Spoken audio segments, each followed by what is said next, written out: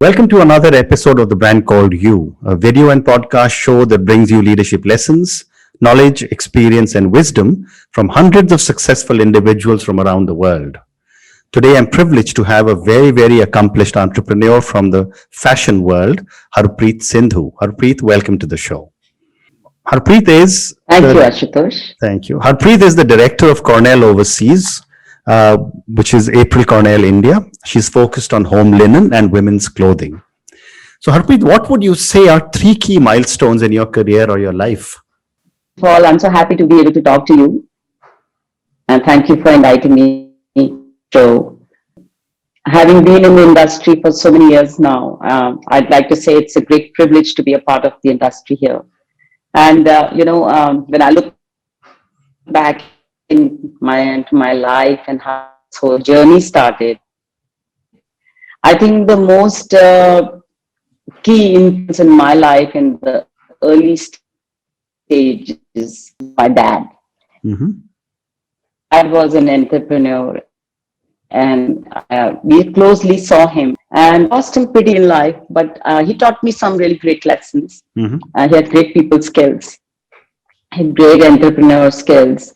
So I think my dad was definitely an influence in my life, and I could say my childhood was one of the milestones of my life today. Mm-hmm. Moving ahead, I joining April Cornell, which I did on in November 1990. Okay. So I just completed 30 years. So I think the year 1990 was another big milestone in my life. Mm-hmm. I had my first daughter in 1990, and then I got the opportunity to work with April Cornell. So I think that's my second milestone. Mm-hmm. And I think the rest of the journey is still going. I've always believed a lot in work-life balance. Mm-hmm. So I had my second daughter in 1995. So I think overall I feel that from my childhood I was very motivated to be independent and Mm-hmm. to take up a career. And that was a very rare thing in my generation. I mean, a lot of my friends are still doing nothing and Mm-hmm. enjoying life. And not nothing, but I don't have a career path that they chose. Wonderful. So dad was inspirational, and the way my career turned when I joined April, and how I always felt that work-life balance is important. So those were my three learnings, I think, nice. so far Very nice. in my life. So now tell me about your April Cornell India. What is the scope of work you handle? So, I met April in 1986, Mm-hmm. and I was working with one of the top companies in Delhi, owned by Naresh Gujral, Span India. Mm-hmm. And she and I, she's 10 years my senior. So it was not such a big gap. And somehow her creative instinct was very in parallel to what my creative instinct was. So we always got along very well. And it was just from 1986 to 1990, I worked with her through the couple of companies that I worked with. And in 1990, there was a opportunity to work with her directly. And it was just, that day must have been one big day in my life, because we were sitting and sketching and talking about work and flowers and prints and polka dots and things like that. And I Mm-hmm. just told her by chance, if you ever are expanding your office here, why don't you give me a chance? Mm-hmm. So she said, that's fantastic, Harpreet. I'm going to Hong Kong, to my Hong Kong office. And when I come back, we'll, let's have a chat. Mm-hmm. And she came back and she offered me the job to head her India office. Mm-hmm. And I was completely stunned. My forte is getting a collection ticket. And I really don't have too much knowledge about the permissions and office openings and things like that. Mm-hmm. So she said, no, this is the journey. You and I are going to get into this journey together. Mm-hmm. So I think there never is a written path of your career. I Correct. think it's what you see, what you observe, what opportunities you get, Mm-hmm. and how you face those opportunities. And working with April, starting from renting and looking for places, signing leases, getting a company registered. It was one of the first 100% owned manufacturing companies, which was owned 100% by a foreign individual. So those were very new things. Dr. Manmohan Singh was just had that time opened up the financial sector when he was the finance minister. Correct. So not knowing anything about which ministry to go to setting up factories, hiring people, putting training processes, getting the product. I think like my scope of work has been so varied, Ashutosh, that if I often say, what's my expertise, like what is my expertise? Right. And I think my expertise is getting the opportunity to do so many things and learning how to do them. So my scope of work has been very varied, So, nice. So tell me, if you look at your journey in the fashion and apparel industry, what would you say have been some of the major changes that have taken place in this industry? Well, it's as breathless as it was many years ago. Okay. That for sure, because it's fast moving, it's fashion. I can say that we've become much more professional and much more process oriented. Okay. Lots more professional MBAs are joining up, So, but when I see the difference, I think at the beginning of my career, relationship, to get along with a customer, to take care of the customer, to pick up a customer, to drop the customer. So everything was very personal. And now I think it's not that much today. It's definitely one of the fast-paced industries. It's very, very, it's very creative. It's very quality conscious now. It's very price conscious. It's cutthroat. You can lose the order for 5 cents, 2 cents, 10 cents. And, but you've got to love it to be in it. So I think if you love it, it's great. So tell me now, I think every industry must accept it. I agree with you. Pricing is always a big challenge in every industry, but I believe your industry is particularly conscious of pricing. So, your industry is also very, very, it's the fashion industry. And, every year or every season, fashions change, etc. How do you keep ahead of the curve in such a fashion sensitive business?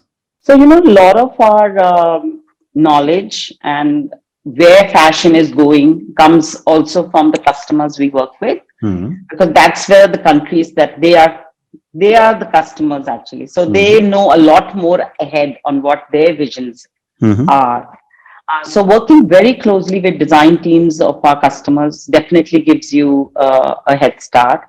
And, I like to travel a lot, and I have this bad reputation in my family that every time I see a store, I get in, I like to see what's selling. I like to see which country has made that item that I like. And I like to compare my own product with what I'm seeing in the market. And sometimes I'm amazed that how can this be so cheap? And sometimes I'm so proud that this is a product that has a Made in India label. So I think inspirations can come from the buyers, and you have to have the creative knowledge to pick up what they want and how to translate their inspiration into clothing. That I think is very, very important. And I think that sometimes is inborn in you, the creative side of life. And then you travel, you read, you go through all the fairs. I've attended some really good fairs in Paris, in UK, in the US, not only to see fashion, but how people are displaying, what's their sales strategy, how they are, coordinating the whole collection. So it's new, it's fresh, and the creative side of it really keeps you motivated, And sometimes you're amazed. I can really sell this blouse. Like, who's going to wear it? But you get an order on it, and you make money on it, and you successfully. So it's a big mix of what you do, and eventually you may not even like everything that you're manufacturing. I agree. So tell me, traditionally for Indian exporters, the US and Europe used to be large markets. Which are some of the new markets that are beginning to emerge? I must say that I have a little bit. I feel that the US and the European markets still rule the roost. Okay. They have the biggest buying power. Hmm. And so they are the big people in the market. You Hmm. can say Brazil, you can say South Africa, you can say Australia, you can Hmm. say New Zealand, but from my experience, those are the two big horses in the fashion Correct. industry: the European Okay. countries and the US market. Well said. That's where all the big business is Well from. said. Well said. Yeah. And So I so, think, yeah, I so don't see that change. okay, you don't see that changing at all, is it? Not in a Sorry. hurry. No, and so in the exports, Yeah. not in the exports. In the Hmm. Indian market, in the Indian retail, that's another conversation, Sure. Sure. how India is doing in the retail No, absolutely. We're talking sector. about Yeah. your business, and you're predominantly exporting. So tell me, again, Yes, yes, yeah. how, you know, you just mentioned you love to go to retailers, see what's in the fashion space. Your products are in a lot of the retail stores around the world. What, according to you, is the impact of e-commerce on the fashion business? Oh, I think it's going to have a huge, huge impact. Mm-hmm. One of the big crowns in the exporters' heads which were the big box customers that you had in your pocket, Mm-hmm. whether it was a Walmart or whether it was Home Goods or whether it was any of the big box stores who had those 500 stores and they had a beautiful, touch and feel type of business Mm-hmm. scenario. And even for April Cornell, like from 1990 to 2008, Mm-hmm. when we saw the journey of the brand, we came from, when I joined her, she had about 40, 50 stores. And by the time 2009, 10 came, there were over 300 stores. Mm-hmm. And one of the most beautiful stores that I had ever seen, like Mm-hmm. lifestyle stores. You walk in, you feel as if it's a different world. You want to buy everything.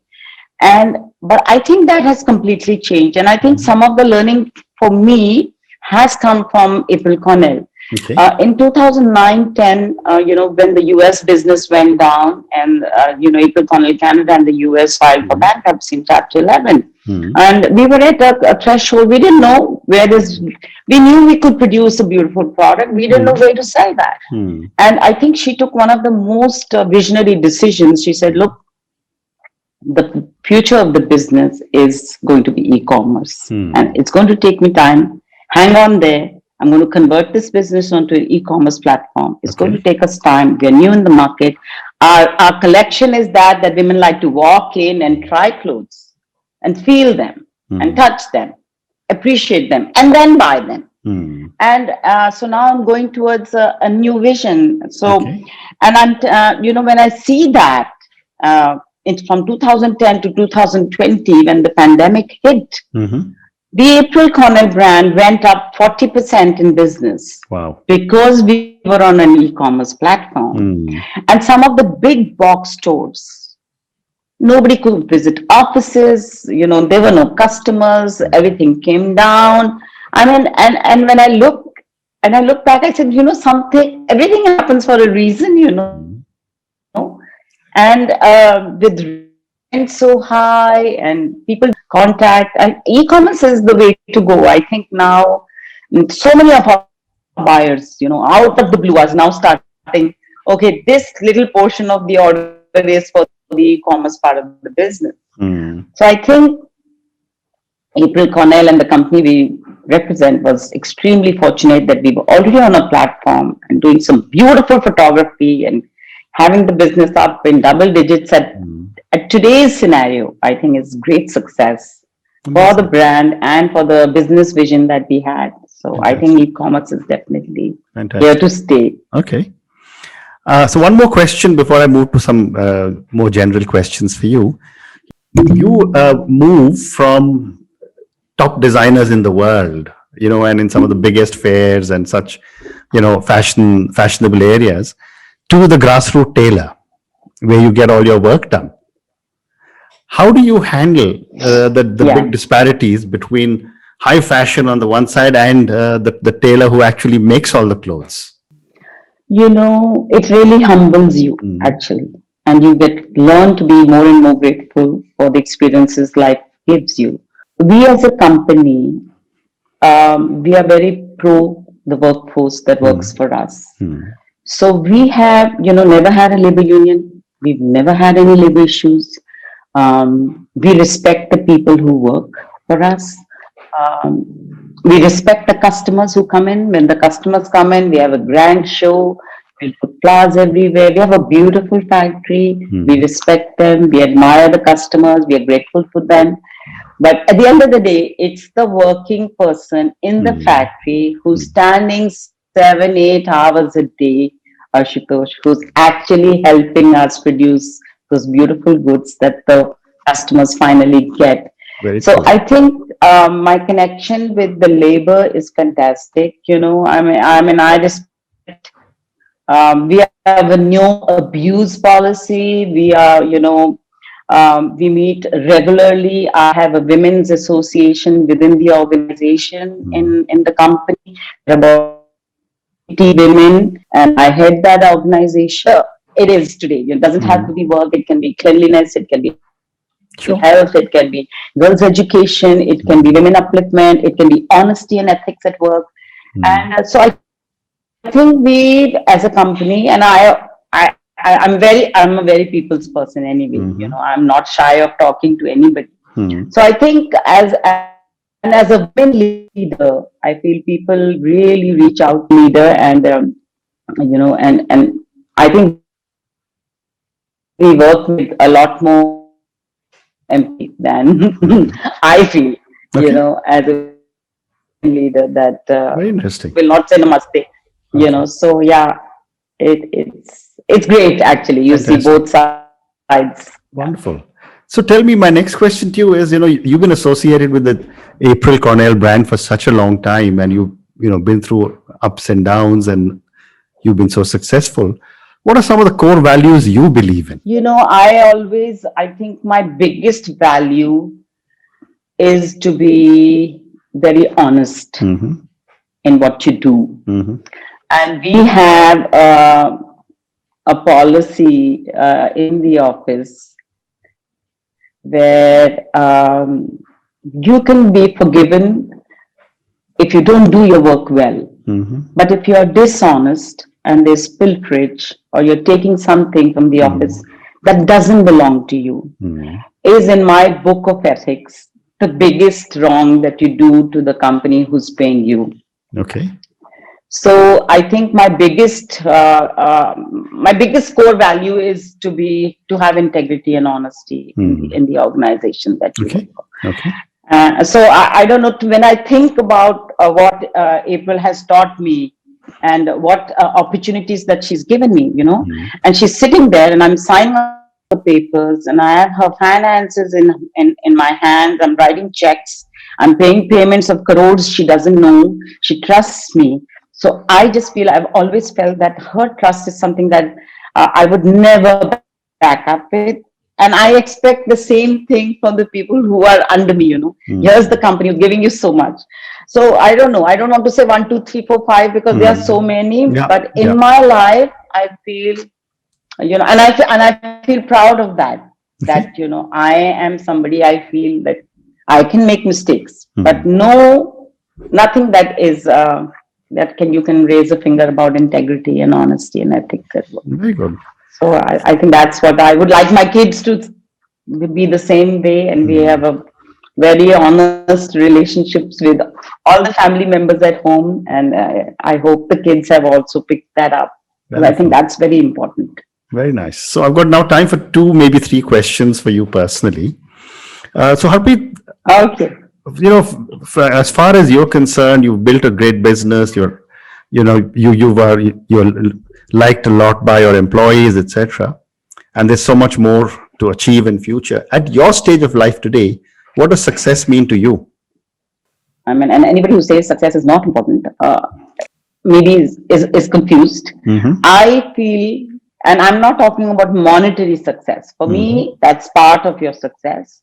But I think for me, success is important. I think right from the beginning in my 20s, I knew I was going to be a career person. I did not envision myself to be proud and very home proud, but I'm extremely motivated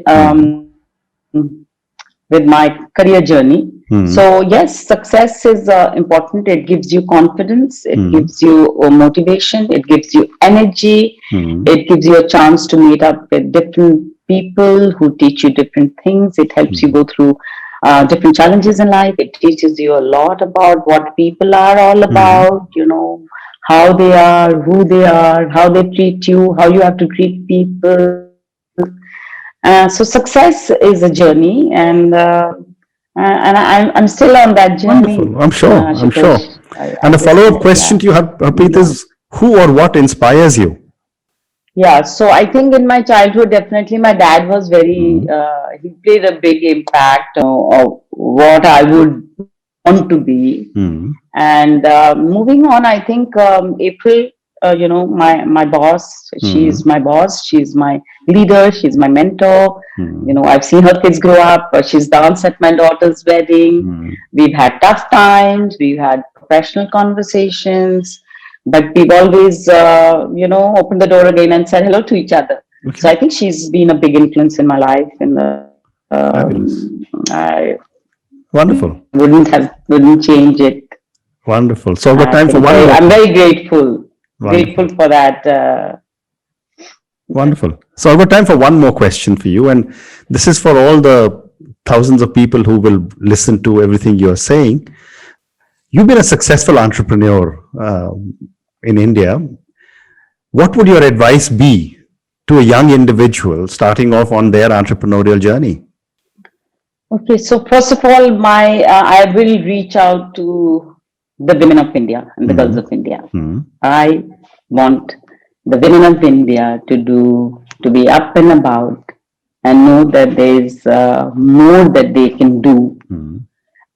apart from being a girl child. Hmm. I feel there's India at this stage is giving so much opportunity to women. Hmm. So my appeal to all the girls and all the women who are listening to me Hmm. is that widen your horizon, educate yourself, Hmm. spend in financially. Hmm. So to all the women managers or women of India, Hmm. here I just did my graduation in history. I never knew I'd reach the fashion industry. So don't judge yourself with what you do. Judge yourself of what you're capable of doing Hmm. is my mantra. And I would say that even to generally to men and women who are listening is widen your horizon and get up and show some energy Hmm. and be motivated, be energetic, focus, work hard. It's just part of life. Okay. And Wonderful. just a wonderful time to be around, away from the pandemic and all that. Hopefully that is over. Hmm. Pick up pick yourself up and get going. Wonderful. Very nice. What great advice. I'm sure a lot of people will take this up. So, Harpreet, thank you very much. It's been such a pleasure speaking to you. I wish you, April Cornell, and everything else that you're doing lots of success. Thank you, Ajay.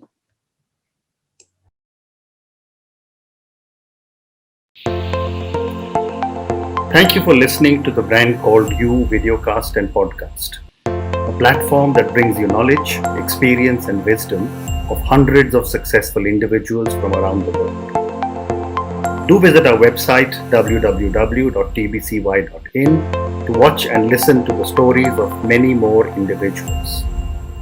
You can also follow us on YouTube, Facebook, Instagram, and Twitter. Just search for the brand called You.